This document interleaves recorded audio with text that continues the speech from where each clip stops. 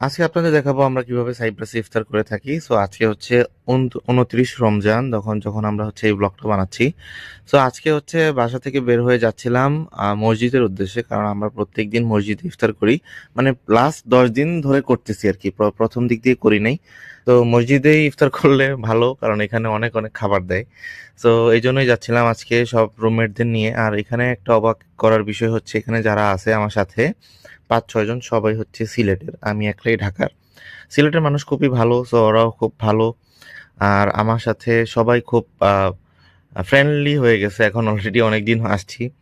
So রাস্তা পার হচ্ছিলাম, রাস্তা পার হয়ে যাচ্ছিলাম মসজিদের দিকে। আর মসজিদ এখান থেকে প্রায় ৩-৩.৫ কিলো দূরে। সো হাইটে, হাইটে যাওয়া লাগে। এখানে অটোরিকশা নাই, সিএনজি নাই। সো এগুলা খুব মিস করতেছি। বাংলাদেশে তো এগুলা ছিল, রিক্সা ছিল। কথায়, কথায় রিক্সায় উঠে যেতাম। সো আচ্ছা, দেখতে, দেখতে চলে আসছি মসজিদে। আর এখানে আমাদের ইফতারের জন্য এখন অ্যাপল দিছে, খেজুর, কলা আর কমলা।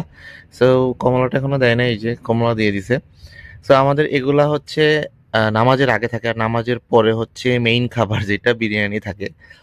বা অনেক সময় অন্যান্য খাবার থাকে। সিরিয়ান ফুড থাকে ম্যাক্সিমাম টাইম। অনেক সময় অন্যান্য দেশের খাবারও থাকে।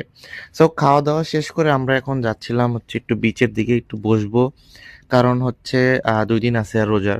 ১ দিন আছে। কারণ আজকে হচ্ছে ২৯, কালকে ৩০। সো বিচের ওইদিকে একটু বসলাম, একটু আড্ডা দিলাম সবাই মিলে। সবাই একটু মানে সবার স্মৃতিগুলা হচ্ছে শেয়ার করতেছিলাম।